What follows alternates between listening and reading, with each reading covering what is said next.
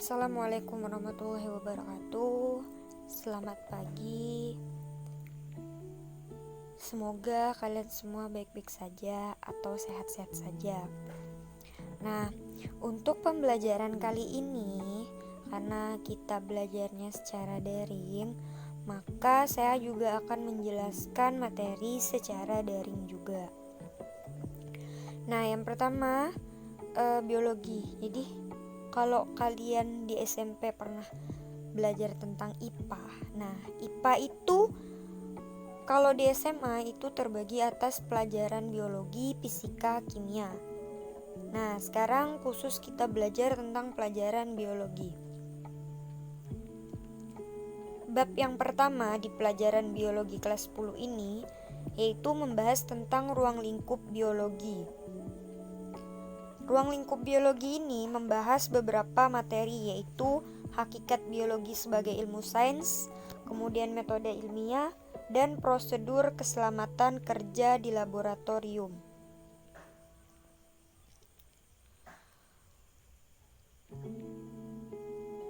Nah, yang pertama hakikat biologi sebagai ilmu sains.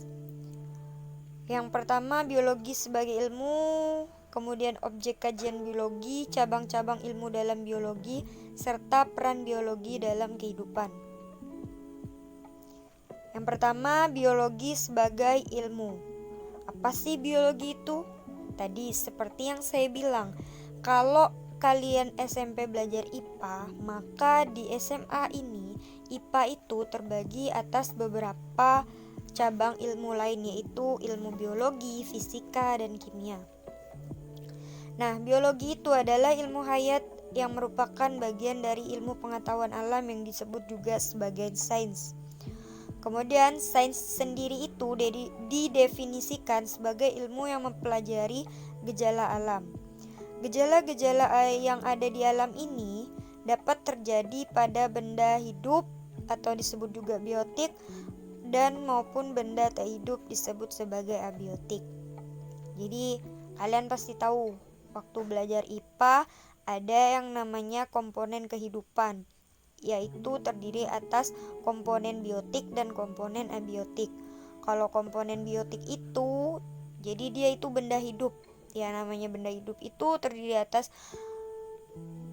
tumbuhan, hewan, kemudian manusia. Sedangkan untuk yang benda tidak hidup atau abiotik yang menjadi komponen kehidupan itu contohnya seperti udara, tanah, air, terus lingkungan, itulah yang disebut sebagai komponen abiotik. Terus biologi itu mempelajari gejala-gejala alam yang terjadi pada benda hidup. Nah, biologi itu berasal dari bahasa Yunani yaitu bios yang artinya hidup dan logos yang artinya ilmu. Jadi, secara harfiah, biologi itu adalah ilmu yang mempelajari tentang makhluk hidup. Jadi, segala sesuatu yang hidup di muka bumi ini itu dipelajari dalam pelajaran biologi ini. Nah,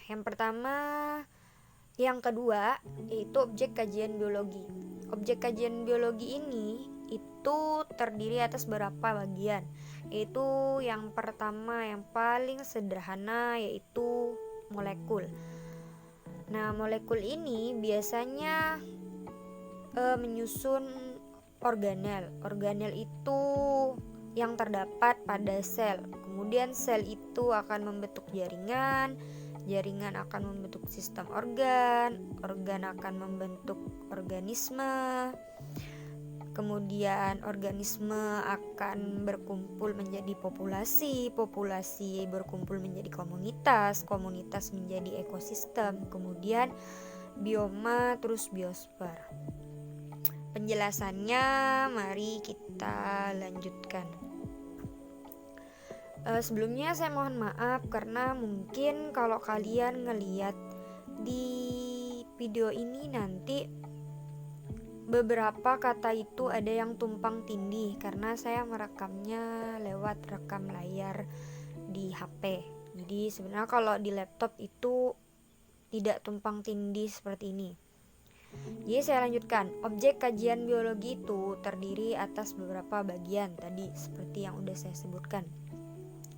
Nah, objek kajian biologi ini biasa disebut sebagai struktur organisasi kehidupan. Jadi yang menyusun kehidupan di muka bumi ini. Yang pertama molekul. Tadi molekul itu tersusun atas atom-atom. Nah, atom-atomnya itu biasanya dipelajari pada pelajaran kimia.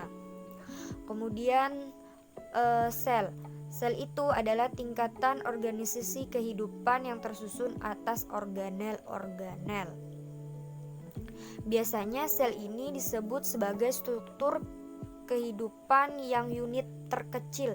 Jadi kalau molekul itu belum disebut sebagai benda yang hidup, struktur kehidupan, sedangkan kalau sel ini sudah disebut sebagai struktur kehidupan. Karena apa? Karena sel itu sudah memiliki berbagai organel-organel yang dapat menjalankan metabolisme kehidupan sendiri. Kemudian jaringan. Jaringan itu kumpulan sel yang memiliki persamaan struktur untuk melakukan fungsi yang sama.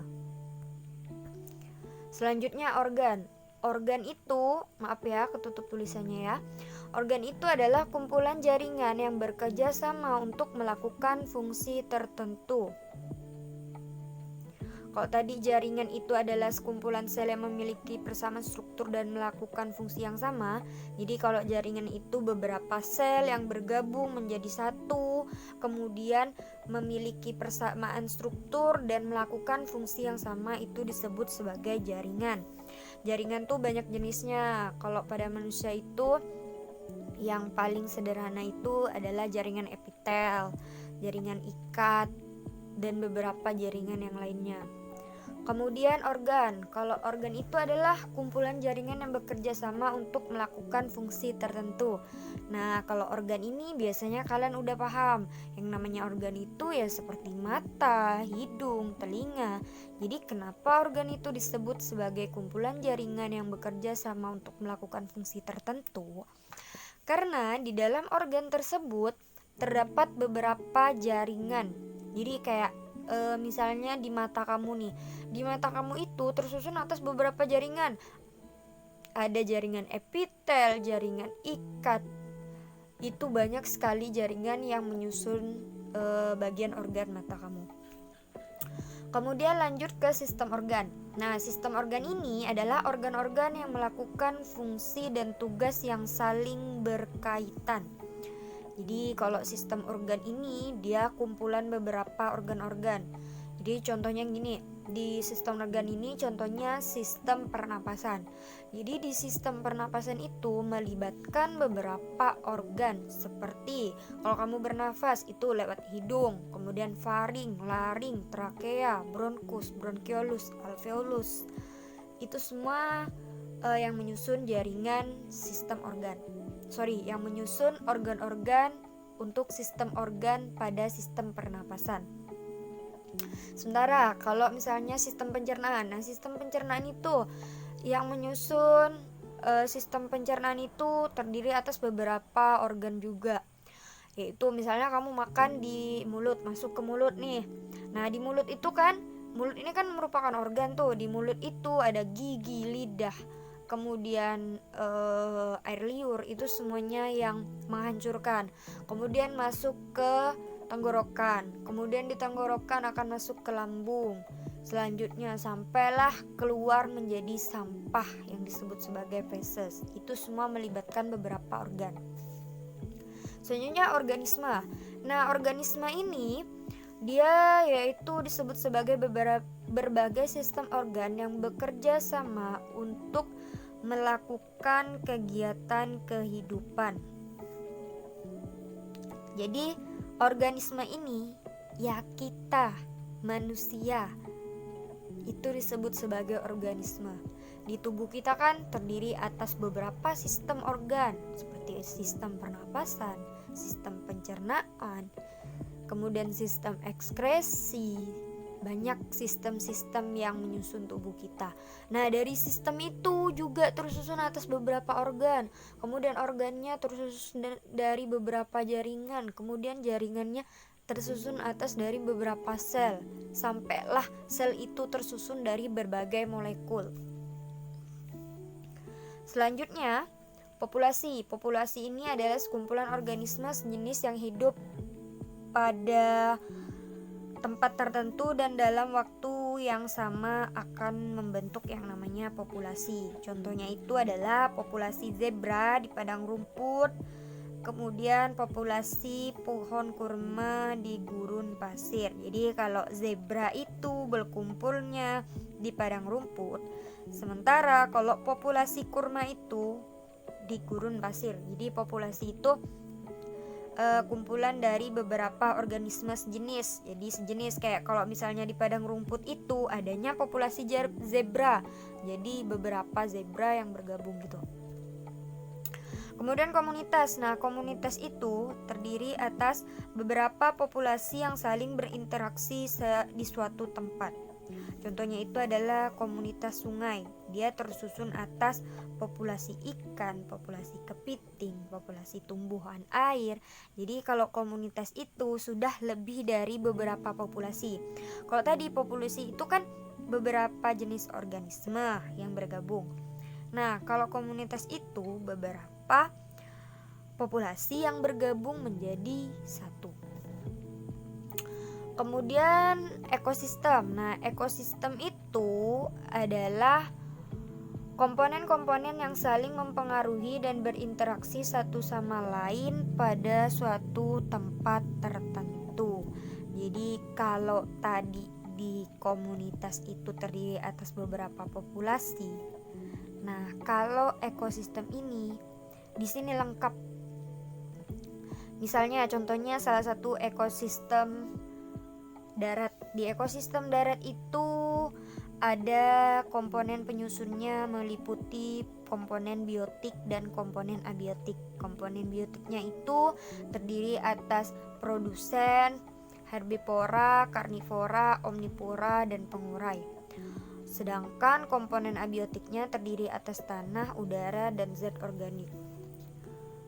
Singkatnya gini, kalau ekosistem kolam,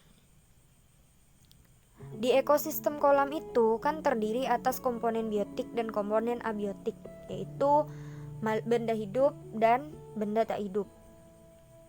Nah, kalau benda hidup yang ada di ekosistem kolam itu ya seperti ikan, kemudian tumbuhan air, itu ekosistem komponen biotiknya, komponen yang hidupnya. Terus kayak katak itu termasuk komponen biotik. Sementara komponen abiotiknya itu ya air, kemudian tanah, udara, itu disebut sebagai komponen abiotik. Jadi kalau di dalam ekosistem ini, jika salah satu komponen atau anggota dari ekosistem tersebut mengalami kerusakan, maka itu akan berakibat pada komponen yang lainnya. Jadi semisal di ekosistem kolam itu misalnya airnya tiba-tiba surut, airnya tiba-tiba habis. Nah, itu akan mempengaruhi komponen yang lainnya kan. Maka kalau airnya sampai surut, ikan tidak dapat hidup lagi gitu. Jadi kalau di dalam ekosistem ini adanya saling ketergantungan antara satu sama lain yang terdapat di dalam suatu ekosistem tersebut. Kemudian selanjutnya yaitu bioma. Nah, bioma ini adalah kumpulan ekosistem dunia. Jadi kalau misalnya bioma ini dia itu beberapa ekosistem yang bergabung kemudian akan membentuk suatu yang namanya bioma. Jadi bioma itu kumpulan beberapa ekosistem. Nah, bioma itu ada beberapa jenis. Yang pertama bioma tundra, kemudian bioma gurun, terus bioma hutan hujan tropis, dan bioma savana. Bioma tundra itu dia terdiri atas beberapa ekosistem. Kemudian bioma hujan hutan tropis yang paling sering kita lihat itu terdiri atas beberapa ekosistem. Kalau hutan hujan tropis itu kan pasti ada ekosistem kolam, kemudian ekosistem darat, itu semuanya ada. Kemudian yang terakhir biosfer. Biosfer ini adalah tingkatan organisme kehidupan yang paling kompleks. Jadi di biosfer ini seluruh lapisan kulit bumi, air, atmosfer, tempat hidup berlangsung itu disebut sebagai biosfer. Jadi biosfer ini dunia ini gitu.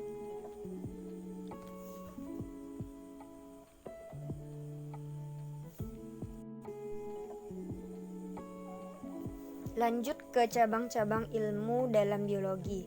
Nah, cabang-cabang ilmu biologi ini ada beberapa jenis. Yang pertama yaitu kriterianya ya, yang mempelajari tentang tingkat organisasi kehidupan. Cabang-cabang ilmu biologinya itu biologi molekuler, genetika, sama sitologi. Kalau biologi molekuler itu dia ilmu biologi yang mempelajari tentang penyusunan tubuh makhluk hidup tingkat molekul. Kemudian kalau genetika itu yang mempelajari tentang cara pewarisan sifat pada makhluk hidup. Sedangkan sitologi itu yang mempelajari tentang susunan dan fungsi bagian-bagian sel. Kemudian yang kedua, objek biologi. Itu cabang-cabang ilmu biologi yang mempelajarinya itu biasanya virologi, mikrobiologi, bakteriologi. Kalau virologi,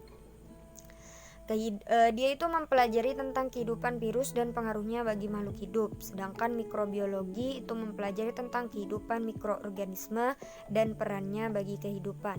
Sementara kalau bakteriologi itu mempelajari tentang kehidupan bakteri dan peranannya bagi kehidupan. Kemudian yang ketiga yaitu tentang persoalan atau tema pokok.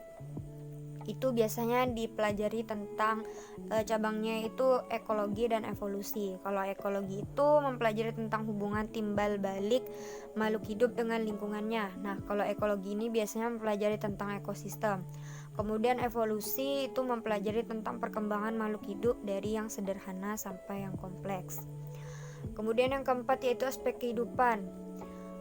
Dia ini mempelajari tentang biologi perkembangan dan embriologi. Nah, biologi perkembangan itu biasa mempelajari tentang perkembangan individu atau organisme. Kemudian kalau embriologi biasanya mempelajari tentang perkembangan embrio. Embrio itu janin biasanya. Kemudian kaitan dengan ilmu lain. Itu dipelajari tentang biokimia, biofisika, dan bioteknologi. Nah, di sini ini artinya biologi itu dia berhubungan sama pelajaran IPA atau sains yang lain seperti kimia, fisika, dan teknologi. Nah, kalau biokimia itu dia mempelajari tentang proses-proses kimia dalam sistem kehidupan. Kemudian kalau biofisika itu adalah mempelajari tentang proses-proses fisika dalam sistem kehidupan. Sementara bioteknologi itu adalah teknologi yang mempelajari tentang teknologi yang memanfaatkan organisme. Nah, selanjutnya yaitu peran biologi bagi kehidupan. Yang pertama, untuk di bidang pertanian. Di bidang pertanian ini biasanya memanfaatkan ilmu genetika yang telah berhasil diciptakan untuk buah-buahan tanpa biji. Jadi pernah kan makan semangka yang semangkanya itu nggak ada bijinya sama sekali. Nah, itu hasil genetika atau rekayasa genetika. Kemudian kultur jaringan tumbuhan juga. Jadi kayak bibit tanaman itu dapat dibuat dalam jumlah banyak dan dalam waktu yang singkat. Kalau misalnya dengan cara manual itu kan kayak ngebibit itu waktunya lama ya, terus hasilnya juga tidak banyak gitu. Jadi kalau dengan melakukan rekayasa genetika ini itu bisa memperoleh bibit yang banyak dalam waktu yang singkat. Kemudian yang kedua pada bidang peternakan. Nah, di bidang peternakan itu ada yang namanya inseminasi buatan. Nah, inseminasi buatan ini bertujuan untuk meningkatkan kualitas ternak. serta untuk memperoleh spesies yang unggul. Jadi kayak hewannya ini itu pembuahannya, perkawinannya itu tidak dilakukan secara manual, tapi biasanya dengan dilakukan melalui suntikan. Nah, yang disuntikan itu adalah cairan yang sudah direkayasa untuk mendapatkan kualitas ternak yang unggul. Kemudian yang kedua itu tadi teknik fertilisasi in vitro, itu juga untuk memperoleh spesies yang unggul. Kemudian nih bidang kedokteran. Nah, di bidang kedokteran ini bisa dibuat untuk vaksin. Nah, vaksin itu biasanya digunakan untuk mengatasi berbagai penyakit. Jadi kalau misalnya nih biar kita nggak kena virus, maka kita divaksin gitu. Terus teknik bayi tabung. Kalau teknik bayi tabung ini jadi gini, teknik bayi tabung itu dilakukan dengan cara mempertemukan sel sperma dengan sel telur di dalam laboratorium. Jadi kalau misalnya pembuahan secara langsung itu yaitu misalnya ibu sama ayahnya kemudian melakukan hubungan, kemudian sel sperma sama sel telurnya bertemu, kemudian akan menjadi bayi gitu. Nah, ini kalau bayi tabung ini dia sel sperma sama sel telurnya itu dipertemukannya itu di dalam laboratorium. Kemudian nanti kalau udah jadi zigot baru dimasukkan ke dalam rahim ibunya. Terus yang ketiga transplantasi organ. Transplantasi organ ini itu misalnya kayak jantungnya orang tuh udah rusak, terus diganti sama jantung orang lain yang memang strukturnya harus sama dan mirip dan harus cocok. Itu namanya transplantasi organ. Kemudian untuk di bidang lingkungan, kalau di bidang lingkungan ini bisa mengatasi pencemaran akibat tumpahan minyak di laut dengan memanfaatkan bakteri Pseudomonas putida. Jadi ada beberapa bakteri itu yang kalau misalnya kayak dia disimpan di dalam atau disimpan ke laut yang mengalami percemaran tumpahan air minyak di laut gitu, tumpahan minyak kan pernah lihat biasanya di laut ada tumpahan minyak. Nah, biasanya bakteri itu disebar. Nah, bakteri itu nanti yang menghisap atau menghilangkan bekas-bekas minyak yang di laut tersebut.